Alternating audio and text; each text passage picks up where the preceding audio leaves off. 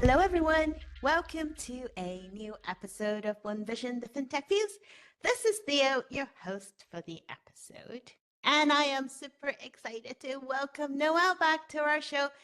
It's been a while, but Noelle, I think the latest that we have, I'm trying to keep track because you're everywhere and completely in demand.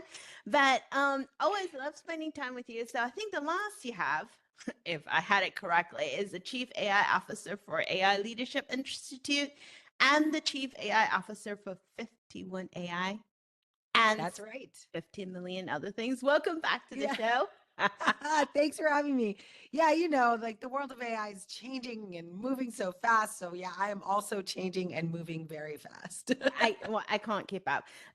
If there is anyone else left listening to the show who don't know you, I don't think there is any, but do please check out Noelle Russell. You're everywhere on LinkedIn. So, just Yes, Google I now Noelle have and a AI, little, right? what do they call it? Like I have a panel on Google now. So you can just type in Noelle and AI and my like blah, blah, blah, blah will show up. So that's exciting. Celebrity. I knew I should have gotten your autograph last time I saw you. I'll autograph a robot for you anytime. Aw. Well, so a lot has changed, as we alluded to before the recording. Gosh, I don't even know where to start. Let's look at the last few years. Breathtaking is one word I would use. I think is insane is another word I would use. Is a lot of excitement. So let's catch up a little bit. Well, what are you up to?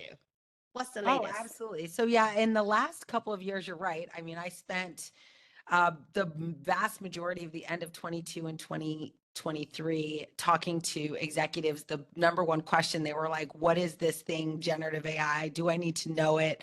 Will it hurt me? And it was very much like, it was my jam, because I love educating people and kind of giving them the art of the possible. We weren't really thinking about too tangible of outcomes at that point.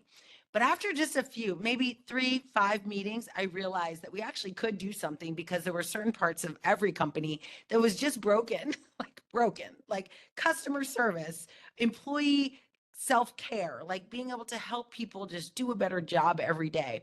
And this was before people got on the bandwagon of like, oh, removing AI jobs or using efficiencies in AI to lay people off. This was just like very inquisitive, and I enjoyed it. I actually, the book that I have coming out is called, Responsible AI at Scale: From Enthusiasm to Execution. And so this was very much the enthusiasm moment. And I love that. I mean, you know me, I'm very enthusiastic. So I'm like, super, this is all the things I want. But those organizations very quickly, in talking to them, I realized there was things I could do right away that would help them, and that we would be able to achieve extremely high levels of ROI on those AI investments that they made. And then just recently, I don't know if you saw, but in October of 2023, and they just revamped it for this year, the IDC did a study that showed that the numbers we were seeing were not an anomaly, that for every dollar that organizations were putting into responsibly built generative AI apps, that they were getting $3 back, sometimes $8 back, right? So 700% return on investment. I just got very excited. So I've spent the last few years helping companies understand what that really means and which use cases fall into those buckets. You're evangelizing the technology, essentially, right? Yeah. Screaming from the rooftops. With your I Love AI t-shirt. I love That's right. Or my new pin. Oh, you have a new pin. Okay. All right. Awesome. Much still we need to catch up with. Now, let's talk about AI, because, that's what we are here to talk about. I call it the pixie dust sometimes, because everything we have is like, let's sprinkle a little bit of AI in here. Everything is AI enabled. It seems like I don't think I am. I'm still pretty organic, but one of these days we all will. One question we always ask though is this hype? Because we've gone through 2 AI winters. So what is going on in here? Is this bubble real? What exactly is, when we peek behind the scene, what do we see? What's the deal? I think it's interesting now, because a lot of people, when you think about, even as I hear people talking about AI, they're talking about it like this monolithic thing, like this entity of sorts. And it's really important to realize, like, of course, Theo, that you are using AI every single day. every day. Like you have it on your phone. It is editing your pictures before you even see them. Like it is everywhere. It is in the devices that are listening to us, that are modulating our sound. I mean, we're in a platform right now that is completely driven by AI. So one of the things I think is useful for people to realize is that, you know, AI is like a hammer to a construction worker. It's like it's a tool that we use, and that in the tool itself, there's really no mystery, no mystique, no like, it's not very interesting. It is in the use of that tool to build something, right? If I take a hammer and I throw it at a wall, like it's not super useful. There's really no story there. But if I use a hammer to build a cathedral or to build a luxury house or to build a birdhouse so my kids can enjoy watching birds, like these things that I develop with this tool become the reason we can get excited about it. And that's why I am an evangelist. You know, I have a son with Down syndrome. I have my dad, he lives right on the other side of my wall, that has a cognitive brain injury. Like both of them, I have harnessed the power of AI to create an independent lifestyle for them, something that wasn't really easily achievable before. And so I come from this very optimistic perspective because I see how it's impacting the lives of people that would be worse off without it. And yes, of course, AI, we're now seeing a lot of AI gone wrong stories, which is why I do what I do. Like, hey, there is a way to do this safely and responsibly.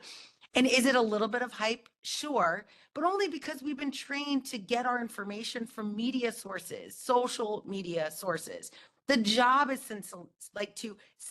what is that word? Sensationalized. Yeah. It becomes a Right? Like clickbait of story. sensation. Like we're Yeah. trying to generate a sensation to get you or me to engage with that material. So and the sad thing is the easiest way to sensationalize something is to provoke fear. And so I try to be very conscious about what is this content that I'm looking at? What is its job? What is its agenda? Like, what are you trying to do here? It's the most important question we can ask, right? Trust but verify. I think we both have been following that rule for quite some time.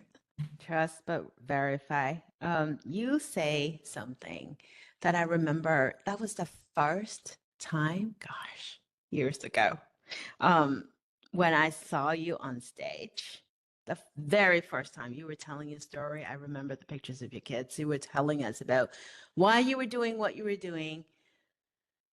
And there was something about how you narrate that story that still shines through is empathy, is using the tool for human good. That's the part we need to stress more about, isn't it? Yes, absolutely. I mean, just like your books, like there's so many things we could do with these technologies, so many stories of how people have leveraged it, but every single one of us can look in our lives, from the dentist that we go to the chiropractor we visit, to the pizza place we go to, and we can look at them and go, is there a way I can help make you better?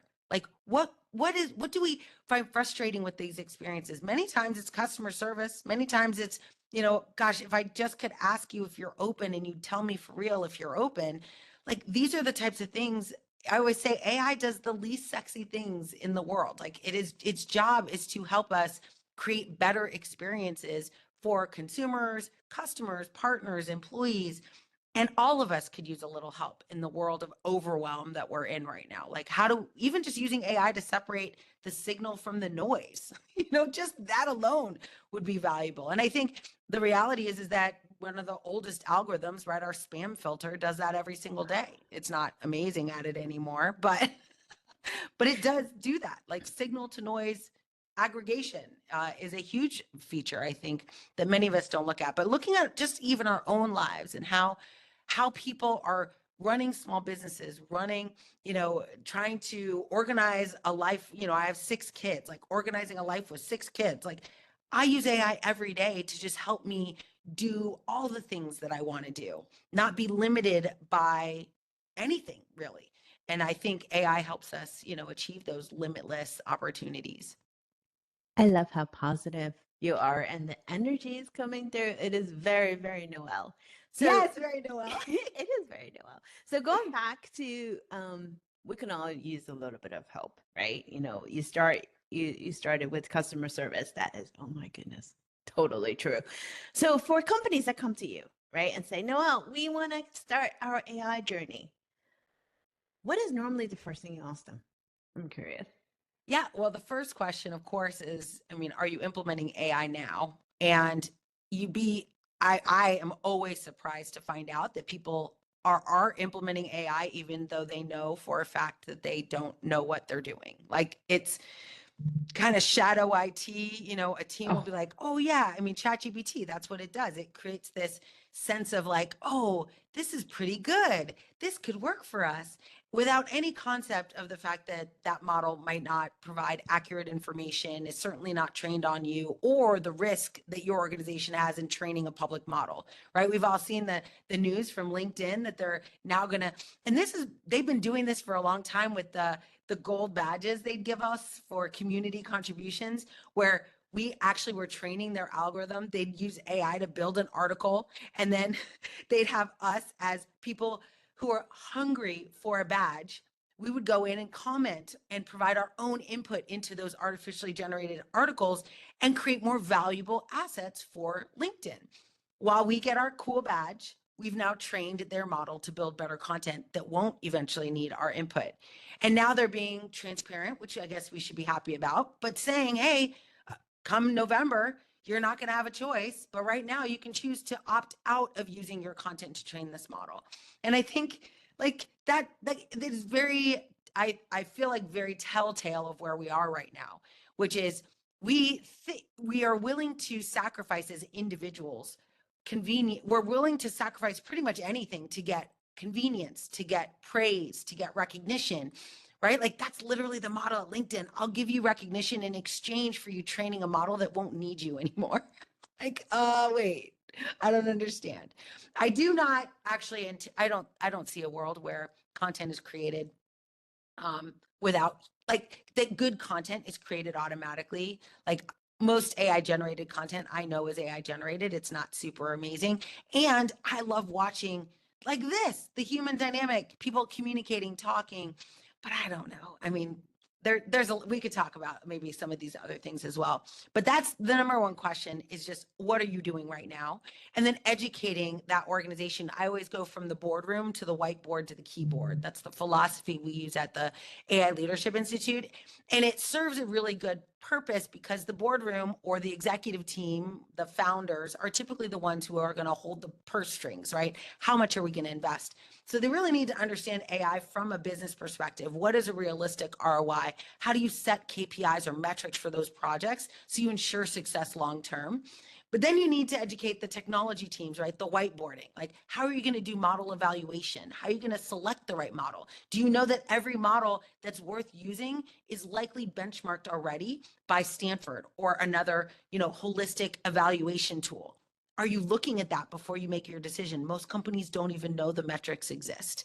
And then finally, workforce enablement. How do you get everyone in the company excited about using AI and not using it in the dark? I always say, like, bad things happen like in the dark corners, right? A lot of times I hear people say, I'm using ChatGPT. Like it's a secret, like they're embarrassed that they're using it. And I was like, that's a culture that you develop, right? That you're hiding that you're using it. And when you hide, you can't, like, you're not going to train it well. You're going to be like in this just shadow of what's possible. So I think leaders have to really enable their workforce, train their workforce, and then most importantly, create an internal environment, like if you're Delta Airlines, Delta GPT, right? An internal company or generative model that everyone can use. And that, I think, provides a much safer way to build an innovative, culture in the company. Your example reminds me of, remember when ChatGPT was in the early days? I think a Samsung engineer uploaded their Yes. code. I tell that story all the time. And he's like a rock star for like 25 minutes where he's like, look what I did. This is amazing. And then the CEO's like, wait, what did you do? What did you just do? Yeah, It goes that's to exactly the whole, it. right? The culture and the training part. Like, okay, this thing that you have in front of you, it can do a lot of things. Do you know what you're using it for? Do you know what you're doing? To your point, I think you have a lot of work cut out for you, my friend. I know.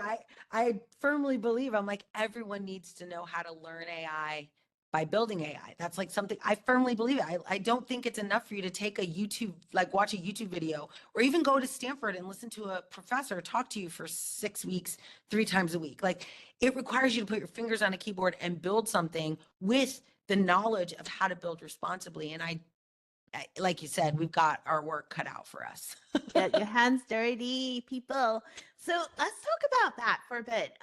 That's obviously one of your passion topics. That's how we get to know each other. It's an important one.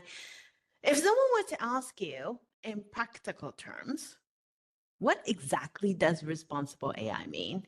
And in the context of what we would expect as consumers and users, how would you describe it? I'm curious. Yeah, so I do think about it from 2 different perspectives, because you and I both know we walk into some of these conferences, and over the years, over the last 3 to 5 years, the word AI powered, AI enabled has like shown up more and more in the bullets underneath every product Everywhere. feature, everywhere. And I'm like, really? Are you really though? Are you really AI powered? How'd you do that? And so the process often, I think about from a consumer's perspective, what responsibility looks like, as well as from a builder's perspective. And from a consumer's perspective, the first thing I want to know is, like, I always say, ask a very simple question. Where did you get that? Like, any answer you get from any system, and today you can't even trust that they've told you that they're using AI. Like, if you get an answer from any system, your default response should be, where did that come from? And where that came from, oftentimes, maybe it's a model, but then who owns that model? Who trains that model? Is it an open model or a closed model? Is it owned by Microsoft or Google? Both of them have very different core values on what they think privacy means and what they think transparency means. So understanding that whenever you're using AI, that means that there's a model that is involved and someone had to train that model. And who is doing that work is an extremely important thing for you as a consumer to at least be aware of. Again, I'm not asking you to go learn how to build a machine learning model from scratch and learn Python and become a technologist, but at least know that the organization you're trusting with your data has an answer to these questions. So oftentimes this will be delivered in the form of kind of transparent model cards, right? They're like little documents that will explain to a layperson, a person who's not technical, how a model does what it does. So I always say, when you go and you partner, I use this analogy. Actually, I have one in the background here.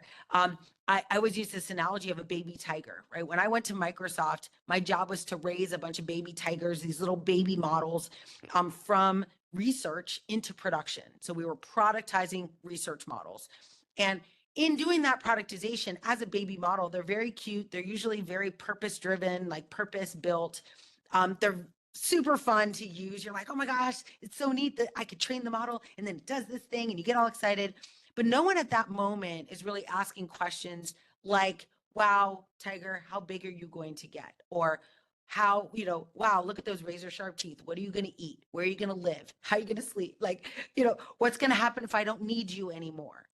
These types of questions are incredibly important at the beginning of a development process, right? So I think that concept of, hey, everyone's now adopting a baby tiger and no one really understands that those tigers are going to grow up. And I always say, like, baby tigers become big tigers and big tigers like kill people, right? If they're not properly trained, like literally models can hurt the very people we're trying to serve if we don't know that we need to ask very important questions. And it's super simple. Like, where did you get that data? Where'd you get that answer? And then what's the worst thing that could happen? What's the worst thing that this model could do? It's very hard to find people, especially the builders of a thing, to ask that question. So that becomes a burden that as consumers and creators, we really need to ask all the time. Like, what's the worst outcome that could occur by me building this thing or using this thing, and asking the vendors or providers how I mitigate the risks of that outcome. And usually it means you training it. All of us have seen the thumbs up and thumbs down, like in these models, right? Like, it's not like trite feedback. It might be, but I'd ask a company, hey, it looks like you're collecting feedback on how these models work. How do you use that feedback? That's another question. Like, how do you even use it? Most companies added that because they saw some other company did it, and they have no team managing the reinforcement learning of those models. Like, nobody's doing the work. So it's not enough to just see, oh, look, they're asking for feedback. Don't make the assumption, right, that they are using that data to train a model, ask the question, because you might be surprised to find out that they're actually not using it at all. Ouch. But Ouch. that was like my first response. But I loved your example of baby tiger because that makes so much sense. I had never heard of anyone explain it like that before. Yeah, as a result, our consultancy is called Baby Tiger AI. But of course. And Of baby course. tigers are so cute. And then, yeah, it's When great they're to see. We little. have tons of baby tigers around here. I like lots of them. It's, yeah, we're big fans of the metaphor because it means a lot. It does mean a lot, and it makes sense, right? You when you explain things to people in doing what you're doing, you need something that sticks and you need something that makes sense. And now I cannot look at baby tiger a different way anymore. Thank you, That's Noah. right. You'll be like, what size teeth do you have? Right. Oh my God. All right. What are you eating? Yeah, what are you eating? Data, what? Yeah, it's a great, I love it. I mean, the second I came up with, when I said it to my husband, he's like, that's really good. And I was like, that is really good. And I started saying it ever since. That is very good. That is very good. Can we have a vegan tiger? Wait, that makes no sense. All right. So, in that context, right, you asked the question, who owns the model, how you're training it, who's training it, what data you're using, and what's the worst thing that can happen. That reminds me of in financial services, one of the biggest question in the use of AI is credit decisioning, right? And when you turn down credit for people who need it, it can be really bad. When we end up inadvertently discriminating people based on historical data that is very biased, that's also bad. Now, there are companies out there that's actively going back into the source data, trying to find ways to unbias the data, tweak the model. But then there's also the challenge of if you tweak it so much, then it might actually not be as accurate anymore. So the question becomes, can we truly, truly be 100% bias free? Or is that even a goal we should work towards? Because some would argue humans are not 100% bias free. Then why are you asking your machines to do the same thing? Yeah, I think there's a really interesting thing that has evolved over the last year, and it's a term known as groundedness detection. And what it means is that your models themselves, no, I don't think it's a good effort to like throw a lot of resources at debiasing a model because the models, as you said, are trained on humans. Humans are biased. It will always be biased. Even the human that is correcting the model will have its own biases. So it'll be replaced with new biases. So that's not a great outcome because the reality is we want to make sure our whoever's using the model isn't impacted by those. And so what we often do, you know, you remember last year we have this whole architecture called retrieval augmented generation, which basically separates where a model would go into its own information and pull answers and instead now go to a dedicated grounded source of truth. And that source of truth would now I mean, that data itself is going to have its own biases, but we have the ability to now look at the answer that a model is presenting. And before anyone sees it, we can create multiple models that'll evaluate the answer that it's providing to see, does this meet the core values of our organization? Does it, like it's an intermediary, right? So now I go to the model and say, hey, you know, give me a credit decision. It comes back, but before it goes, which right now most companies send it right from model back to consumer. What this groundedness detection capability does is it sits right between the model generating an output and the consumer getting an answer and double checks, like, is this grounded in something? What variables were used? These are models that are internal to the company. Now, the good news is that this has been done for years at Microsoft. So they created a product. It's actually been evolving over the last 5 years called Azure Content Safety. And they just, I think it GA'd like 6 weeks ago, they just made generally available groundedness detection as a service. So it allows you to identify groundedness. So as a machine learning person, or if you're not really into machine learning or technology, it just means like, where's the model going to get the answer from? You don't want it to go into this biased world data from the internet who doesn't know even who won the presidency. Like it's the internet is a strange world when you dive into some of these rabbit holes. I don't want any answers coming from there. So retrieval augmented generation, otherwise known as RAG, allows us to point it to a data source we create and we identify as truth. Now, though, even that's not good enough because our data could be conflicting. Our data could be contradicting. So now we have the ability to use this intermediary, this groundedness detection, to give us a warning when the information the model generated is not like coinciding with the truth that we've told it is. And when that happens, it won't send that message to the model, right? Or to the user. It'll stop. And that is where now we're not relying on the thumbs up, thumbs down of an end user to be like, hey, this wasn't a good decision. We're now going to let AI check AI. And again, some people, I've heard people say, you can't use AI to check AI.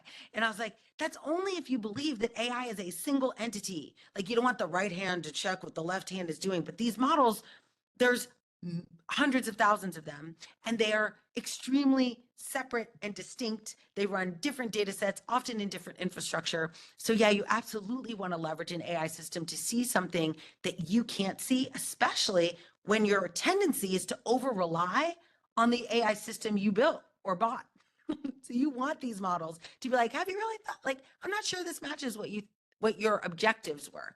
So objective driven analysis through groundedness detection, I think is something that most organizations, again, the tool's been out for a while.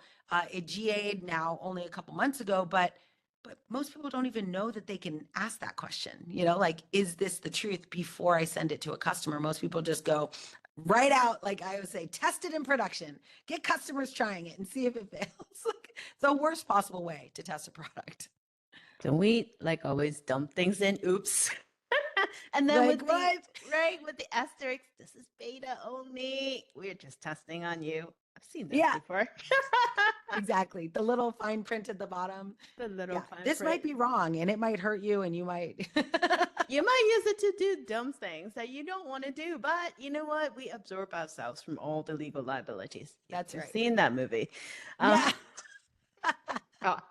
So, but I love that. Every time I talk to you, I learn something new. I will need to go check that. It's very cool. Groundedness as a service. Okay. There are a lot of things that people are doing as a service, including borrowing pictures of friends. But I had never heard this one. This is new. All right. So let's talk about another fun part. There's so much we can talk about in AI. Right. So let's travel back in time a little bit and see how companies have evolved, how companies are investing in. We get really, really excited as people who love technology, like, look at all these things that we can do. One thing that does bother me a little bit, and I did get mansplained and lectured quite a bit the last few days. Of course, that's what it always happens. The technology, AI in itself, if we look at the LLMs, we look at where a lot of the resources were based in, it's a lot of large companies with a lot of resources and doing a lot of things because they have access to talent, to money, to data, to everything that you need to basically build all these things together. You have the little guys out there, and then the little guys somehow grow up. And then instead of M&A, now the new trend is let's hire the CTO and hire the tech team and just commercialize and license the rest. We all know how that's going to end up. If we look at innovation, right? Innovation typically happens when you have small teams, brilliant people putting ideas together. So are we going to see a repeat of the past, if you will, where the big companies with all the resources continue to dominate the new future and the little guys are just going to get gobbled up? Little tigers, big tigers, I don't know, minnows and sharks. Yes. What do we think is going to happen? One of the things that I think about this a lot myself because, but I've watched, Anthropic and, I've watched these smaller companies become big companies. The challenge is a little bit about size, but it's also about like the homogeneous nature of the leaders running these organizations. Like there are not, I'm a little disappointed that we are repeating the same. I'm in VC rooms of venture capitalists funding startups, and the demographics of these rooms are exactly what I saw in 2008 and in 2015. I mean, nothing has really changed from that perspective. It's the same people giving money to the same type of people. And even, every time I hear someone scream from the rooftops how excited they are that, women have now gotten up to 5% of VC funding. Woo! I'm like, what are we doing right now? Why are we celebrating that? Yeah, We should be pissed off I about guess it. it's great because it's not 1%, but like it's not equitable. And these new companies, these AI companies, like there's a challenge because it is so prohibitively expensive to move into the world of building models. There's also the lens of sustainability. Do we want everyone in the world spending 35 to 50 million dollars on infrastructure to build a model from scratch that won't be, at the end of the day, super differentiated from many of the other models the bigger companies are using? So I do see a world, just because, again, I've watched this cycle. We're in our fourth run in the last 28 years. I've watched this cycle happen over and over again. And, I could just go back to like enterprise Java and this concept known as an enterprise server. We had these ESBs, this enterprise service bus, and there were like 400 providers of ESBs in the hype, which is where we are with AI. And then by the end of it, though, there was a little bit of acquisition, but it was worse than that. And we were doing it in the dark. Like we don't have nearly the visibility. We never saw the nonsense that went on the way we watch OpenAI, like a telenovela on TV. Like we watch their leadership and their firing and their hiring and their letting go. Like it's all the public. Yeah, it's all front and center. Yeah. We didn't have that visibility, but it doesn't mean it didn't happen. So people kind of say, oh my gosh, I've never seen this before. And I'm like, yeah, but it didn't mean it didn't happen before. Because I've watched, these organizations invite small companies in for a meeting and propose partnership. And then that partnership never come to fruition. But shockingly, a year and a half later, the features that were in that partner are now in the product that these big companies have. So this like cannibalistic, like awfulness that has happened in the before, now it's still happening, right? We're still watching organizations oversharing in the spirit of transparency, but then watching leaders of big companies be like, yeah, be transparent. I think it's a great idea. We're not going to be that transparent, but you guys should definitely be transparent. The more transparent, the better. So they're promoting this spirit of responsible AI, getting the benefit of being a promoter of that idea, all the while not being that responsible themselves and taking ideas that have been transparently offered. Like, it's really not awesome. So unfortunately, I'm almost, as you know, always optimistic, like extremely optimistic about AI, its impact, what we can do with it. But when it comes to like corporate AI, enterprise AI, I don't see a world where small companies are going to, like in fintech even, like fintech has been a thing for a long time. And those companies still struggle to be seen as the same, regardless of the metrics that they've driven. They're not seen as the same in the eye of a consumer as a Schwab or a Goldman Sachs or whoever. And I think the same will always be true for Amazon, Microsoft, Google, NVIDIA, right? Like we're not watching little companies become big companies. We're watching big companies become bigger companies. Like NVIDIA was not in that list. It is now, but it wasn't a startup. Like it wasn't like a fintech or a martech or an ad tech startup that's now trying to play with the big dogs. These are like slightly less bigger dogs just now taking a bigger role. And I think that's more likely going to be the case where these companies get maybe gobbled up, but more likely cannibalized and discarded. And that's why I'm not a huge fan of VC funding, especially. I do think, though, that the world is shifting towards a service-oriented world where, lots of people know you can buy a model, but who's going to implement it? Who's going to protect it? Who's going to manage accuracy? Who's going to manage bias? Those are human activities. And I do think that now companies would rather hire someone like me to come in and offer red teaming capabilities than build a team internally to do that work. While I actually don't necessarily agree with that, I would prefer you give your own people a chance to manage because they're the most empathetic. They already care about your company. But give them a chance to do it. But they'd rather offload that to an outsourced organization. We're seeing that. I mean, Accenture sold what, like $3 billion in AI over the last 2 years. And the reason they did that is because they're an outsourced entity. Like, give it to us, we'll take care of it for you. Because the company wants to say they do it without actually doing it. Because this, you feel more comfortable, right? Like the old Yes. saying, no one ever gets fired by hiring McKinsey. It's the same. Right. It's the same thing. Yes. I do agree with you. Unfortunately, the big will get bigger part. I think the conclusion I've come up with it's they will get the little guys will get stripped for pots. Literally, Yes. that's Yes. that's how I'm But seeing it's it not play new, out. right? Like It is that's the not way it new. has always been. And it's really hard to change the DNA of especially this culture, the tech bro, Silicon Valley culture. I just don't see it changing because of AI for certain, not because of AI. Definitely not because this is the space where you can actually get richer and more powerful. Yes. Why not, right? Is the Why not? intention. Unfortunately, intention does drive outcomes in this place. So, talk about Silicon Valley. And other hot topic lately is the state of California trying to regulate AI. And I think the story is still being played out. Aside from that, I did not know until recently there are 120 AI bills in Congress in the US. That is wild. And I think it speaks to the divisiveness of what we are. Some people really want it regulated and need to be regulated. Some people say, no, no, no, no, no, hands off, because we've seen the EU with overregulation, what's happening.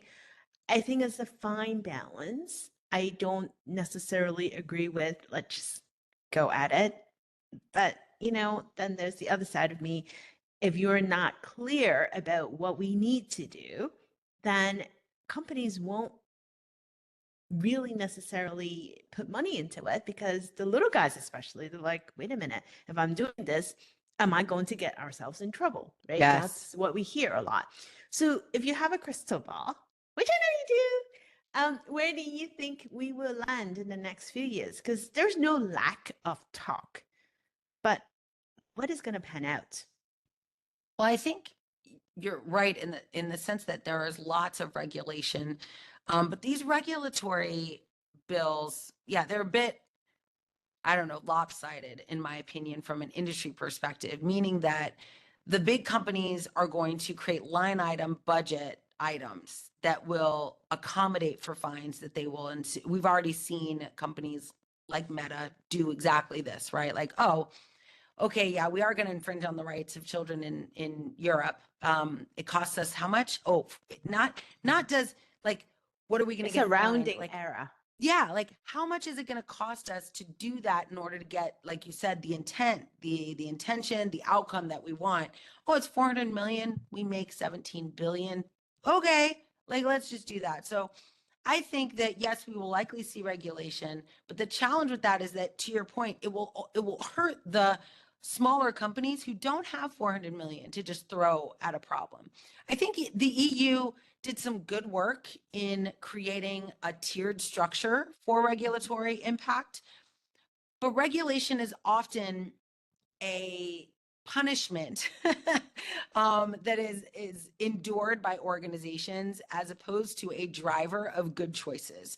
And so I think we are seeing, though, I mean, as you know, we're headed into this wonderful election period. So who knows what the next 4 years will hold. But I think having, an example, both not just the executive order, but the enterprise AI architecture document that came out of the Department of State, the Department of Energy, like they've all publicly shared their thoughts and ideas around AI, which I think for an organization thinking about AI, especially in a regulated industry like fintech or healthcare, looking at how these federal agencies have invested in people like myself, like you, like to come in and become advisors to these programs. Like they're very expensive research that has now been put out for display. This is incredible, useful research for you to look at as a company, right? You can go and now look, what did the Department of State say? What is the consistency? And let's say you don't want to read it, you could put it in a generative model like Notebook LM, right? And just say, here's the Department of Read to State, me. here's the county of Maricopa in Arizona, here's California's legislation. Like, what are some themes that I could use? Literally the prompt, what are some themes that I could use in my own AI regulation or AI compliance documentation that will support a proactive stance on this? So I think that there's now going to be a requirement for companies, again, crystal ball, we are moving into a world, an agentic world, which means that we're going to now see all these tiny, tens of thousands, tiny purpose-built models be orchestrated together. So organizations, small companies, teams within inside companies become the orchestrator, the conductor, if you will, of how all these little AI systems will work together. And the more you can lean on these entities that have spent a lot of money to research how to do it well, the better suited you'll be without having to make that same investment, right? Like it's all about ROI at the end of the day. How do I put in dollars and get dollars back? And the best way to secure that ROI to be consistent and, long term is to make sure you're building on the shoulders of giants. Like use the information in open source, use the information that these government or agencies are providing to you to build your own strategies. Because I think a lot of people fly blind, or worse, fly through the lens of consultancies. And just to be real, most of these consultancies built their AI practice in the last couple of years. They might have said they were doing AI, but in my experience, like I get in a room with them and I'm like, so have you ever actually productized anything? They're like, I mean, that's not the question. The question is, I'm like, well, it might be the question.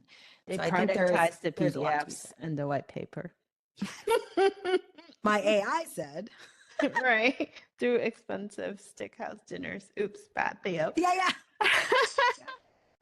So let's Yes. end with this. Noelle, my dear friend, until I see you next time in person, what gives you hope in the future? Well, what gives me hope is the world that I'm now seeing where organizations, are going to start leveraging individual talent, right? So I am now, as an individual talent, I created a company, but a lot of companies who would have potentially hired me and gobbled me up, right? They would have just consumed all of everything I had. And I Many would not be able tried. to be, yeah, I would not be able to be fractional. I think we're now in a world that is much more fractional in its approach. COVID, I think, gave companies the freedom to now hire people just like they're going to leverage AI, hiring people in purpose built capacities, which means that if you are, rather than being a cog in a machine, you now get to be an influencer to the way the machine operates. And as you said, I'm an evangelist. I consider myself an influencer, but not in a social media sense, but in how do I influence as many companies as possible to build in a way that I know is safe and responsible and delivers massive return on investment. Like, I don't want that to be tied up in one single entity. I want, and a lot of people listening likely have a unique lived experience that provides you this perspective that a company would be willing to pay you for. So I think this gig economy / entrepreneurship journey, I think we're going to see many, many more 20-year plus veterans in industry move into this consultancy capacity. And Fortune just did a whole article on the future of this consultancy because a company would rather hire you fractionally than pay you a full salary for the information you have. And now you get to make an impact across more organizations. So I think that gives me hope, right? Is that we can actually be leveraged for exactly the value that we want to give. We can not only make a good living, we can actually build our own companies that have the culture we want with diverse and inclusive groups of people that we want to bring together. And I think that will generate better outcomes for everyone. And so, yeah, that's what I'm excited about. I love that. It reminds me of why our company logo is dandelion. It's with seeds blowing in the air. It's exactly that. It's for us to be able to spread our ideas to as far as we can, to as many places as we can, because that's how movements are born. That's how we can create goodness. So thank you so much, Noelle. It's always wonderful to chat with you, and you do give me hope. So I appreciate that. I can feel your positive energy coming through the screen. Thank you. Wonderful. Well, thank you for having me. It's always great. And I can't wait to see you. Hopefully it won't be another year until I see you again. No, we need to break that year cycle. That's not working. So for those who want to find you, again, where do they go? Just Google Noelle AI. Just Google Noelle AI.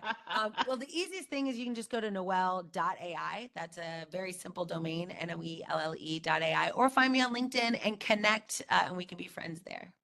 Awesome. Thank you so much. And for the rest of our listeners, thank you so much for joining us for another episode of One Vision, the Fintech Fuse. We'll talk to you all next week.